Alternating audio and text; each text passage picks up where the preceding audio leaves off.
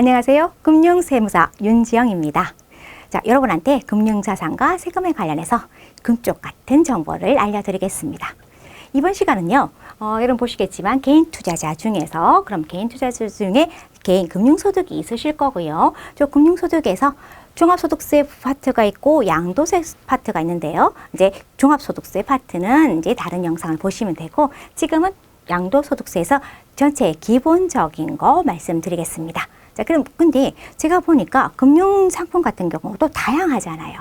다양하다 보니까 사실은 금융상품별로 그죠? 세금을 정리해 드려야 되는 것도 있는데 지금은 여러분이 그냥 숲을 본다라는 개념에서 어떤 게 여러분께 양도소득세이고 제외되는 게 어떤 건지만 알아가셔도 여러분 성공하실 것 같고요. 자, 여러분 요 캐릭터 이름이 뭐라고 말씀드렸죠? 그죠?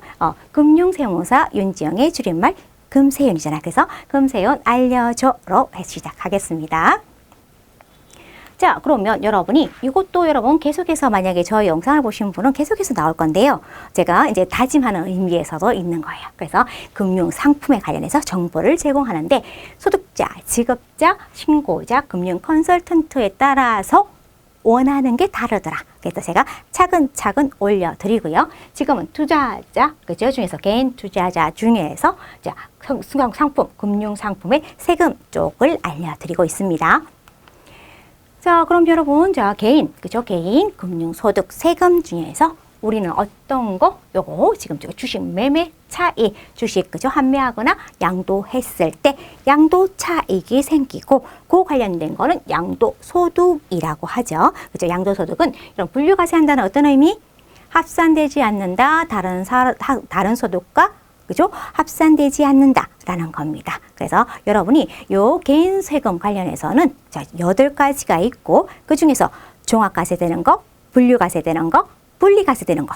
여러분 큰 틀이 뭐죠? 틀이 머릿속에 여러분이 생각나셔야 되고 우린 그 중에서 분류과세 중에서도 양도소득세 파트입니다. 양도소득세 과세 대상입니다. 그죠? 여러분 요거 보다 이거는 저도 이것도 요약한 게 이 정도예요. 그죠? 그러면 자, 주식 등의 양도소득세. 왜 양도소득세 여러분 생각하시면 뭐 가장 생각하세요? 아, 주택 팔고 그죠? 이렇게 부동산 쪽 많이 생각하시는데요. 지금 여러분은 금융자산 파트이기 때문에 이거 주식 등의 양도소득세입니다. 근데 주식 중에서 보시면요. 여러분 특정 주식이라고 해서요. 부동산 법인의 주식이 있어요. 그거는 부동산 법인이란 건 부동산이 가닥에 많은 법인. 그렇기 때문에 이건 주식이라기보다는 부동산을 매매하는 효과가 같더라라는 거죠. 그래서 이렇게 여러분 특정 주식이 돼버리면 이러면 어떻게 이게 카테고리가 달라지는 거예요. 그래서 주식 파트가 아니고 그죠? 부동산 쪽으로 넘어가기 때문에 저희는 이거는 생략하고 설명드리겠습니다. 그래서 여러분이 보시면 이제 요 관련된 거 있으시고 요거 여러분 제가 잘라서 이제 설명드릴 거니까 큰 틀에서 아 이런 게 있구나라고 보시면 됩니다. 자, 요 이름은 금융소득과세 제외라고 해서요. 제가 소득세의 큰 특징 중에 하나가 어떤 거였다? 열거되어 있는 것만, 그지? 법에 하나하나 깨알같이 열거되어 있는 것만 세금 가져가겠다라는 건데 이자 배당은 워낙 다양한 상품이 많기 때문에 유형별 포괄주의 비슷하면 열거된 거랑 비슷하면 어떻게 하겠어요? 그죠? 이거는 과세하겠다라고 하는 건데 이거는 여러분 어떻게 국가가 금융소득이지만 어떻게 과세하지 않겠다는 거예요. 왜? 대표적인 게 채권이잖아요. 채권 양도. 그럼 채권을 양도했을 때 그죠? 차익 생기잖아요. 그거에 대해서는 과세하지 않아요. 열거되어 있지 않기 때문에. 근데 펀드 안에서 펀드 내에 있는 채권 같은 경우에는요. 양도가 제외된다는 것. 이거 제외니까 이건 포함이겠죠. 그래서 펀드 내에 있는 채권은 그죠? 차익이 생기면 요거 관련해서는 과세하는데 사실은 이거는 차익이 생길 수도 있고 차익 생길 수도 있고 손실이 생길 수도 있잖아요. 그거 다 하는 거니까 이렇게 뭐 채권 양도, 펀드 내 채권 양도가 들어가는 거는 이건 더 좋을 수도 있기 때문에요. 여러분이 너무 그죠? 야박하다 생각하지 마시고요. 그다음에 그죠? 어떻게? 초액주주, 상장범, 국내 상장 주식 관련해서 그죠?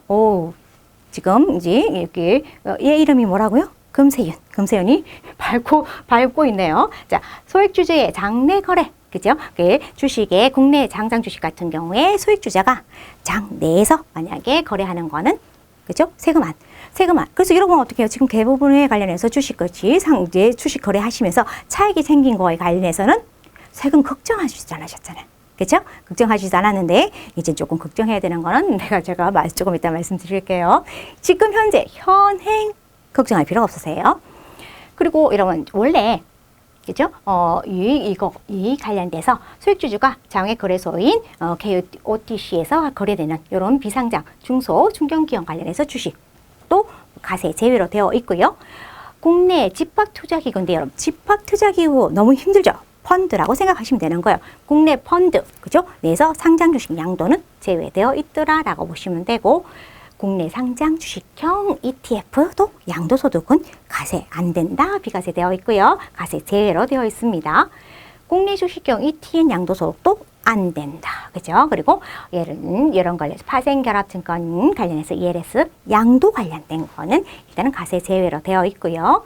개별 주식 종목이라든가 금리 통화 파생 양도도 과세 제외로 되어 있는데 제가요, 그죠? 이 금세윤이 어떻게 울고 있죠? 여러분, 자, 금융자산 관련해서 국가가 2023년부터 그죠?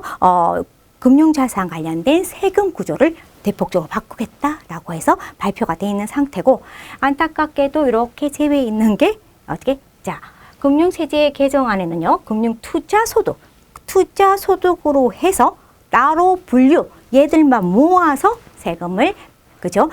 부과하겠다, 가져가겠다라고 하는 거예요. 물론 여러분 어떻게 이제 국내 주식 같은 경우에는 2천만 원의 안전망은 있지만 그래도 납세 의무자, 내가 납세에 대해서는 신경도 안 썼는데 일단은 신경 쓰셔야 한다. 2천만 원이란 걸 신경 썼어야 하는 것만으로도 조금 부담스럽지만 이제 계속적으로 제가 영상을 올림으로 해서 여러분의 이러한 그죠? 위기가 기회가 될 수 있도록 노력하도록 하겠습니다. 자, 이제 배당소득. 이건 여러분 제가 배당소득에 대해서는 또 다른 이제 영상에서 말씀드릴 거예요. 근데 우리가 생각하면 양도? 그럼 양도소득세인데? 그죠? 지금 현행 배당소득에는요, 이러한 매매 차익도 포함되어 있다라고 보시면 되고, 그죠? 이런 매매 차익도 어떻게, 아까 금융투자소득으로 해서 따로 분류해서 걔들만, 그죠? 양도 관련된 것만 따로 하겠다고 지금 여러분 이제 국가가 야심차게 준비를 하고 있다고 합니다. 그러면 우리도 2023년 되기 전에 또 야심차게 방어를 해야겠죠? 자, 그럼 다음도 들어가겠습니다. 자, 국내 주식, 그죠? 이제 국내 주식인데요. 주식 등 양도소득 관련해서 보시면 2020년부터요, 이번부터 여러분 어떻게 해요? 주식, 국내 주식과 해외 주식이 있는데요. 통산할 수 있어요? 잊지 마시고요. 국내 주식에는요, 여러분 양도 대상이 이렇게 되어 있어요. 그렇지? 근데 이거 이러면 이끌려면 힘드시니까 제가 어떻게 정리를 해봤죠. 정리를 했더니, 그러니까 상장 주식 같고 비상장 주식이 있는데, 그죠? 상장 주식은 그렇지 소액 주주, 장내 소액 주식만 과세 제외되는 거고, 비상장 주식은 여러분 다 된다고 그냥 거의 과세되는데 특정한 그죠? 요런 거래소에서 벤처, 중소, 중견기업 관련된 소액 주주만 과세 제외된다는 거예요. 그래서 비상장은 거의 뭐다? 여러분 과세된다. 차익이 있으면 과세된다라고 보셔야 돼요. 그럼 여러분 이렇게 이제 주식을 보면 그죠? 국내 주식 같은 경우에는 이렇게 대주주이냐 그죠? 대주주가 아니냐에 따라서 여러분들이 차이가 나요. 세율 차이도 엄청나거든요. 그죠? 그러면 여러분이 이 대주주인지 아닌지를 구분하셔야 되는 거죠. 구분하시는 건데요. 지금 여러분 어떻게 해요? 지금 보시면 여러분 적어도 2020년 4월 1일 이후에는 지금 비상장은 10억, 그리고 이러면 이제 우리가 거래소, 그죠? 이렇게 코스피라든가 코스닥 같은 거, 코넥스 같은 경우에는 10억과 그죠? 1%, 2%, 4% 이 두 가지 중에 하나만 걸려도 대주주가 된다는 거예요. 대주주가 되는데, 자, 근데 여러분, 2021년 4월 1일부터는 이 금액이 10억에서 어떻게 전부 다 3억으로 넘어가 버리잖아요. 3억. 그죠? 그럼 총액이 어떤 기준으로? 시가총액 기준인데요. 기준 직전 3년도 말에 3억이라는 거예요. 그렇죠? 이게 상당히 이게 대주주가 될 수 있는 가능성이, 여러분도 대주주가 될 수 있는 가능성이 커지는 거죠. 근데 제가 아까 조금 전에 2023년부터 이거 모아가지고 따로 한다고 했는데, 좀 따로 모을 때는 소액주주 의미 없다라고 했는데, 그럼 대주주, 소액주주 의미 없으면 거기에 대한 방안이 나와야 되는데 현재까지는 없어요. 그죠? 만약에 그 방안이 나오면 제가 또 말씀드리겠습니다. 자, 지분율 기준은요. 자, 가세연도 중 한 번이라도 그죠? 기준 이상이 되면 그날부터 가세기간 말까지 당신은 대주주입니다. 그죠? 그리고 시가총액은요. 기준 직전년 사업년도 기말, 그죠? 말기 기준이라는 거 보시면 되고, 대주주는 나 혼자만이 아니에요. 그럼 나 혼자만이 아니고, 자, 주주 1인과 특수관계인 개인 소유 주식을 합산해요. 그러면 이렇게 회사 중에서 주주들 중에서 최고로 주식이 많은 분 있잖아요. 최대주주. 최대주주의 특수관계는요. 배우자 그리고 사실혼까지 포함돼요. 사실혼까지 포함되는 배우자하고 직계 좀비속 그리고 6촌 이내 혈족이나 4촌 이내 인척 사실상 지배하는 법인의 주식을 모아가지고 대주주를 판단한다는 거죠. 그리고 만약에 이제 최대주주가 아닌 일반 대주주는요. 배우자나 사실혼 포함하고 직계 좀비속까지 그죠? 사돈의 8촌은 아니군요. 그러니까 6촌 혈족과 4촌 이내 인척 까지는 안 들어가고 여러분이 그죠? 배우자, 직계 좀비속 그리고 사실상 지배하는 법인. 그럼 사실을 지배하는 법인은 어떤 개념이냐라고 하면 그죠? 출자 비율이 30% 이상. 그리고 내가 영향력을 미칠 수 있으면 내가 사실적으로 그 회사는 지배하는 법인의 그러니까 그 법인이 만약에 주식을 가지고 있으면 합쳐가지고 여러분이 판단하겠다는 거예요. 자, 그러면 최대주주 같은 경우에는요. 본인, 배우자, 형제, 사위, 며느리까지 포함돼요. 그죠? 근데, 이렇게 되면 어떻게 여러분, 자, 기말 가기 전에, 그지? 요번 추석, 다가오는 추석에 모여가지고, 어느 회사에 어느 주식 얼마나 가지고 있는지, 이제 다 오픈을 하셔야 돼요. 그죠? 안 하게 되면, 나도 모르게 내가 대주주일 수 있다는 거. 그죠? 이제 사이좋게, 가족 간에, 이제 우애를 이제 돈독하게 할 수 있는 하나의, 그죠? 국가가 그렇게 유도를 하는 것 같긴 해요. 그래서 이런 거, 조심하셔야 된다는 거 말씀드리고요. 주식 관련해서 이제 매매 관련해서 있으시면 요 관련해서 여러분이 이제 신고를 하셔야 돼요. 양도 차익에 신고를 해야죠. 지금 여러분 뭐 하고 있어요? 국내 주식 하고 있어요. 국내 주식. 그러니까 매월 해당 금값에 통보를 해요. 그리고 여러분 주기적으로 내가 대주주인지 한번 확인을 해보셔야 되는 거고요. 그죠? 그랬을 때 기말 되기 전에 어떤 결심을 하실 수도 있으시겠죠. 그렇게 국내 주식은 신고를 할 때 조심하셔야 돼요. 이게 기준 2번을 해야 돼요. 그죠? 그랬을 때 예정신고라고 있어요. 예정신고. 그래서 1월에서 6월까지 만약에 양도를 했어요. 그럼 8월 말까지 예정신고를 해야 돼요. 그리고 여러분 7월에서 12월 사이에 양도를 했어요. 다음 연도 그죠? 2월 말까지 예정신고 해야 돼요. 그랬을 때 여러분 차익이 없거나 손실이 있어도 신고를 해야 돼요. 그럼 여러분 예정이잖아. 예정이 있으면 이런 어떻게 내년도 5월 달에 확정 있는데 뭐라고 이런 어떻게요? 방심금물하고 금융세가 외치고 있죠. 보시면 어떻게 하셔야 돼요? 예정신고를 하지 않았어요? 요 무신고예요. 여러분 20% 가산세예요. 20% 가산세. 그리고 납부하지 않았잖아요. 국가가 그죠? 1당 10만 분의 25. 그럼 이거 1년치로 하면 9%가 넘는 이거 이자율이에요. 요거 관련해서 이렇게 신고 불성실 가산세하고 납부 불성실 가산세 가져가겠다는 거거든요. 근데 내가 예정신고를 깜빡하고 놓쳤지만, 그죠? 확정신고란 게 있잖아요. 내년도 5월 달에 확정신고가 있는데, 만약에 예정신고 못했어요? 확정신고 해요. 근데 예정신고할 때 내가 조금 신고한 거예요. 알고 봤더니, 그러면 5월 달에 다시 내년 5월 달에 이제 정확한 금액을 여러분이 이제 신고할 수도 있잖아요. 그때는 여러분 완전히 봐준다가 아니에요. 어떻게? 50% 감면해 줄게. 라고 보시면 돼요. 그렇게 되면 예정신고, 국내 주식, 예정신고, 그죠? 그래서 1년에 2번 해야 된다는 거 조심하시기 바래요. 그래서 확정신고, 내가 상정신고의 다음 연도 5월이고요. 그치? 근데 만약에 예정신고 했어요. 그죠? 그리고 한 번 정도 했어요. 그렇게 되면 여러분이 그냥 5월 달에 확정신고 하더라도 변하지 않아. 내가 내야 되는 세금이 변하지 않아? 괜찮아요. 근데 내가 1년에 두 번 이상 지금 양도를 했단 말이에요. 그렇게 되면 합쳐서 해버리면 여러분 어떻게? 요 세율도 여러분 뭐 10%도 있고 20%도 있고 30%도 있다 보니까 세율 차이가 날 수 있어요. 세액 차이가 날 수 있어요. 그렇기 때문에 만약에 합쳐서 금액이 커져버리면 여러분 어떻게? 신고 반드시 해야 된다는 거 말씀드리고요. 자, 2020년도부터 그죠? 국내 주식, 해외 주식 합친다. 그래서 해외 주식에서 마이너스 난 거 국내 주식에 플러스 나면 여러분 어떻게? 요거 상계통 칠 수 있어가지고 여러분한테 여러분의 차익이 줄어들 수 있다는 거 한번 보시고요. 자, 그리고 요거는 국내 주식, 해외 주식 합쳐서 그죠? 나온 금액에 국가가 250만큼 공제를 해주더라라고 보시면 돼요. 자, 세율은 어떻게 될까요? 여러분 세율 한번 볼게요. 세율 같은 경우에는 중소기업이냐 비중소기업이냐 대주주냐 대주주가 아니냐에 따라서 다른데요. 일단 중소기업 주식이다라고 하면 대주주가 아닌 자는 10%, 이러면 지방소득세 불포함이니까 포함하면 11%가 될 거예요. 그죠? 대주주가 돼버리면 3억이냐 아니냐라는 거예요. 3억 이하 같은 20%예요. 그럼 3억 초과 했어요? 그럼 3억 초과하면 어떻게 해요? 25%예요. 그렇지만 3억 1원이 될 수도 있잖아. 그렇죠? 그랬을 때는 여러분 어떻게 하냐면 그래도 3억까지는 20% 해줘요. 3억 초과분에 대해서만 25% 해준다라는 거 보시고, 비중소기업, 이런 중소기업 여러분하고 대주주라고 생각하지 마시고 중소기업이 아닌 경우, 그죠? 아닌 경우에는요. 대주주가 아닌 경우에는 20%. 그죠? 그리고 이렇게 비중소기업이면서 대주주이면서 1년 내에 팔아버린다. 이거는 그죠? 회사에서 여러분 주식이라는 게 그 출자금 가지고 회사가 움직이는 거기 때문에 1년 내에 보유하지 않고 그죠? 팔아버리면 30%. 여러분 지방소득세 가면 33%가 되겠죠. 그리고 1년 이상 보유한다면 3억에 따라서 25%로 여러분이 나눠진다라고 보시면 되고요. 자, 해외 주식입니다. 여러분 해외 주식인데요. 해외 주식은요. 자, 지금까지 국내 주식이었어요. 해외 주식. 해외 주식 같은 경우에는 여러분 자, 외국 법인이 발행한 주식.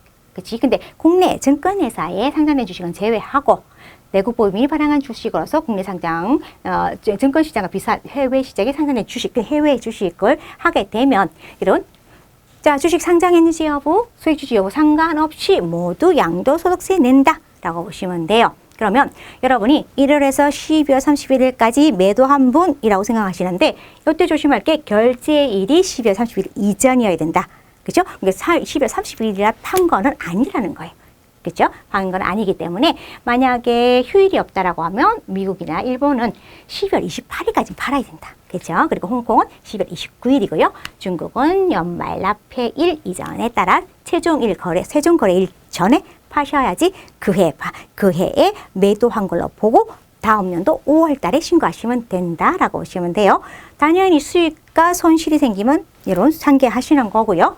근데 이게 원화 기준으로 해요. 그죠? 그래서 여러분이 매수일과 매도일에 결제일이 있고 그 결제일에 기준 환율이 있기 때문에 여러분 이거 환율차가 있을 수 있잖아요. 환율차에 관련해서 여러분 어떻게 이 관련해서 뭐 국가가 가세를 하느냐 마느냐 걱정하지 마세요. 여러분 어떻게 한 차익은 매매 차익에 양도 차익에 포함돼 버려. 그래서 여러분이 만약에 손해보고 팔아도 이게 환율 때문에 양도 차익이 생길 수도 있더라라는 거 한번 보시고요.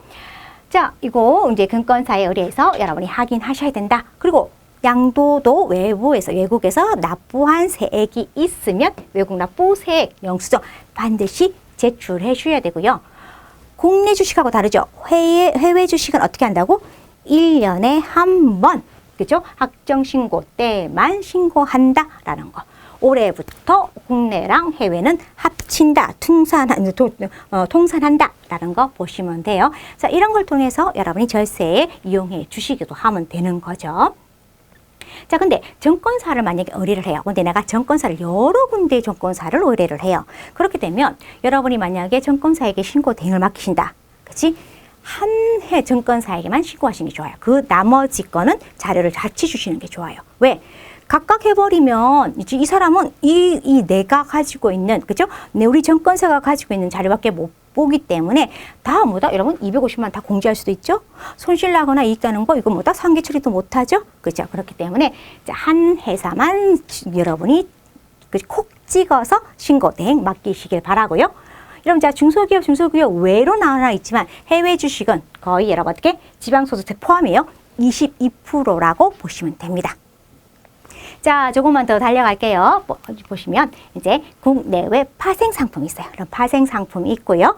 자, 이렇게 요 관련해서 이런 파생 상품 관련해서는 나중에 제가 중요한 상품별로 세금을 따로 말씀드릴 거예요. 여러분 큰 틀만 한번 봐요. 그럼 어떻게? 요 파생 상품 같은 경우도 국내 국외 그죠? 손익 합친다. 그리고 파생 상품끼리 250만 원 공제해 준다. 확정 신고 다음 연도 5월에만 신고하면 된다. 그죠? 그리고 여러분이 양도 차익이 없거나 손실 생겨도 신고해야 된다라고 보시고요. 자, 파생하고 이제 그 파생 결합천금까지 제가 말씀드리면 일단은 여러분 세율은 지방소득세까지 포함하면 11%인데 이렇게 장래 수업 같은 경우에는 이런 해당 사항이 없다라는 것까지 말씀을 드릴게요. 자, 마지막, 그죠? 진짜 마지막이에요. 어떻게? 여러분이 사실 절세 방안 중요하잖아요. 이건 여러분 제가 이거는 앞으로 이런 절세 방안에 대해서 자세하게 말씀드릴 거라고 하기 때문에 맛보기로 보여드렸어요. 그죠? 맛보기. 자, 제2종 단기 주택 채권 등 같은 무이자 채권 같은 경우에는요. 액면이자 없으면서 그죠? 할인 발행 안 되면서 액면 발행되잖아요. 그죠? 그랬을 때 만약에 발행하고 한 후에 주식이 가치가 내려갔다. 그치? 그 차익에 대해서는 과세하지 않는다라는 거 한번 활용해 보시고요. 분류과세 다른 그냥 내 근로소득, 사업소득 이런 거, 기타 소득, 배당 소득과 합쳐지지 않는다는 의미에서 분류과세 양도소득세만 따로 하니까 그죠? 여러분 이거 관련해서 여러분이 따로 하기 때문에 국내 금융거래 양도손익도 통산할 수 있는 거고, 그죠? 이렇게 분류과세와 통산할 수 있는 거를 여러분이 활용하시는데 이럴 수 있잖아요. 연말에 손실이 발생할 것 같아. 그러면 매도를 하고 재매수하고 손실 나는 걸로 이익 나는 걸랑 통산할 수 있으니까 이것도 절세 방안 중에 하나. 그리고 국내 주식형 ETN 같은 경우에는요. 비과세로 되어 있어요. 그렇기 때문에 여러분 만기 이전에 장내 매도하는 경우에는 이게 비과세예요. 그럼 당연히 만기 전에 이런 팔아버리시는 게 훨씬 절세하는 방법이 되겠죠. 그리고 여러분이 ETF 같은 경우에는 다양하게 여러분 절세하는 방향이 있습니다. 요거는 제가 따로 말씀드릴 거고요. 전체 큰 틀에서 여러분이 이제 그 주식 관련해서 크게 국내 주식, 국외 주식 그리고 여러분 파생 상품 관련돼서 전체적으로 세금은 이렇게 여러분 부과되고 있구나. 이것만 오늘 알아주셨으면 감사하겠습니다. 여기까지 하겠습니다. 감사합니다.